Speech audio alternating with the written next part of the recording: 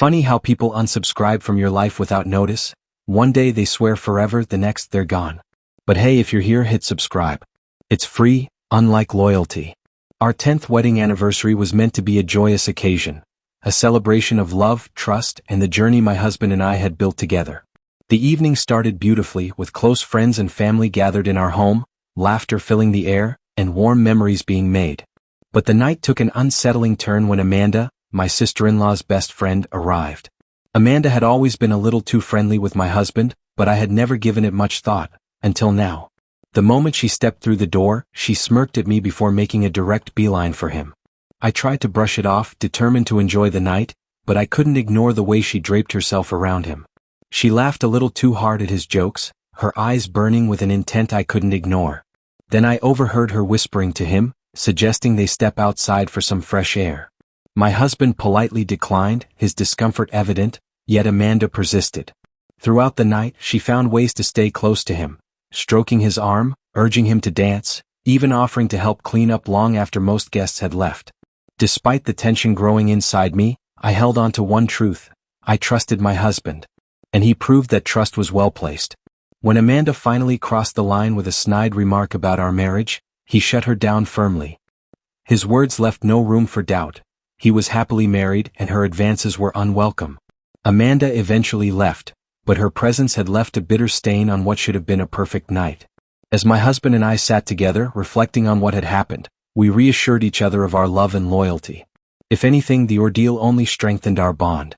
The next morning, I decided to confront my sister-in-law, hoping to address Amanda's behavior without unnecessary drama. Her reaction was one of pure shock and remorse. She had no idea Amanda had acted so shamelessly and vowed to speak with her. I could see the sincerity in her apology, but deep down, I knew this wasn't over yet. Knowing that my sister-in-law was firmly on my side gave me a sense of relief. It also helped that my husband had been nothing but supportive and faithful through the entire ordeal. After our conversation, I felt a weight lift from my shoulders. Amanda's behavior wasn't my burden to carry, and I realized just how strong my marriage truly was. If anything, her antics had only deepened my appreciation for my husband. Even when faced with temptation, he had remained unwavering in his love and honesty. Then came the first update. My sister-in-law called to share the details of her confrontation with Amanda. She had directly challenged her about her behavior at the anniversary party, refusing to let it slide. At first, Amanda was defensive, but eventually she muttered an apology. My sister-in-law, however, was furious. She made it clear that Amanda's actions had been completely unacceptable and that she would not tolerate anyone disrespecting her family. I could hear the frustration in her voice, and though I appreciated her loyalty, I couldn't shake a lingering sadness. Amanda had been a lifelong friend to her, but after this, their relationship would never be the same. Still, at the end of the day, my husband and I were what mattered most. Amanda had tried to stir chaos, but she had only succeeded in reinforcing the bond between us. She had learned her lesson the hard way. Then came the second update. A few weeks passed and life gradually returned to normal. My sister-in-law kept her distance from Amanda, and my husband and I settled back into our usual routine. The entire ordeal was fading into the past. Or so I thought. One afternoon, I received an unexpected message from Amanda. For a moment, I thought it might be a genuine apology, perhaps she had reflected on her actions. But as I opened it, my stomach twisted. I'm sorry for what happened at your anniversary party, she wrote. But honestly, you're not much of a catch. Your husband probably settled for you because he couldn't do better. You should be grateful that I expressed an interest in him. I froze. My breath caught in my throat as I read and reread her words. The sheer cruelty, the venom dripping from her message, it was beyond anything I had expected. Amanda hadn't just failed to take responsibility, she had doubled down in the most vile way possible. I showed the message to my husband, and the fury in his eyes was immediate. He was just as shocked as I was. Amanda wasn't done causing trouble, but she had just made her final mistake.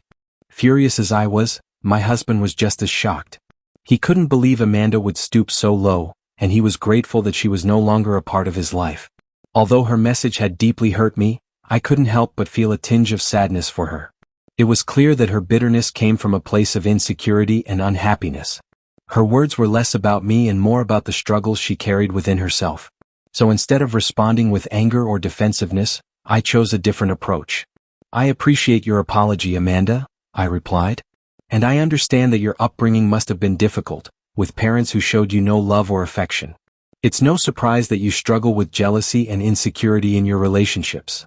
I knew my words would cut deep, but there was a strange sense of peace in knowing that I had taken control of the situation, not through hostility but through truth. But you're wrong about one thing, I added. My husband didn't settle for me. He chose me because he loves me just as I am, flaws and all. And that's something you will never understand because you are too busy tearing others down to make yourself feel better. With that, I hit send. A wave of relief washed over me. Maybe it wasn't the most mature response, but it was honest. And most importantly, it closed the chapter. Amanda's words did not define me. They did not define my marriage. My husband and I were happy, strong, and in love. And no one, not even Amanda, could change that. As for Amanda, I was ready to let her go. She was no longer a part of our lives, and I had no desire to hold on to any bitterness. Instead, I chose to focus on the people who truly mattered, the ones who loved and supported us. Does this story resonate with you? Have you ever dealt with someone like Amanda? Someone who tried to create chaos in your life out of their own insecurities? How did you handle it? This story teaches us an important lesson. Real love withstands tests, and true loyalty speaks louder than temptation. Insecure people will always try to bring others down, but their words and actions only have power if we let them. If this story resonated with you, let us know in the comments. And don't forget to like, share, and subscribe for more stories like this.